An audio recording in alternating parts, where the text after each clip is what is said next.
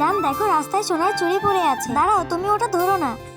তোমরা দুজন সত্যি বোকা, এটা সোনার চুড়ি আমি আগে পেয়েছি, এখন এটা আমার। তুমি আমাকে ওটা ধরতে দিলে না কেন? তুমি এই খবরটা জানো না? কিছুদিন আগে একটা ছেলে রাস্তা দিয়ে যাচ্ছিল, ওখানে একটা সুন্দর পাথর দেখতে পায়, সেটা সে বাসায় নিয়ে যায়, আর কিছুদিন পরে তার ক্যান্সার হয়। তুমি তো আজকে আমাকে বাঁচালে। এরকমই কিছু লোক রাস্তায় পুতুল ফেলে যায়, আর ওই পুতুলের ভেতরেই গোপন ক্যামেরা লাগানো থাকে, এই জন্য রাস্তায় কোনো জিনিস ধরা ঠিক না। জান দেখো রাস্তায় আমি কি পেয়েছি, তোমাকে আমি নিষেধ করেছিলাম না রাস্তার কোনো কিছু ধরবে না। এতগুলো টাকা দেখে নিজেকে সামলাতে পারিনি। দেখো এর ভেতরে আমি কি পেয়েছি।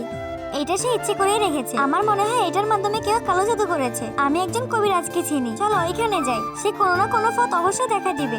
বাবা আমাকে বাঁচাও, এইটা অনেক মুশকিলের কাজ। বাবা তুমি কিছু একটা করো, তুমি যাই বলবে আমি তাই শুনবো। একটা উপায় আছে, তোমার কাছে যতগুলো টাকা আছে এবং রাস্তায় যতগুলো টাকা পেয়েছো সবকিছুই ব্যাগের মধ্যে রাখো। জায়গাটা তো অনেক ভয়ঙ্কর। হাই হাই আমার মোবাইল তো ব্যাগের ভেতর। না আমি দেখবো না। আরে বাবা তো দেখছি ব্যাগ থেকে টাকা চুরি করছে। আল্লাহর সুন্দর ছবিটির জন্য লাইক এন্ড সাবস্ক্রাইব।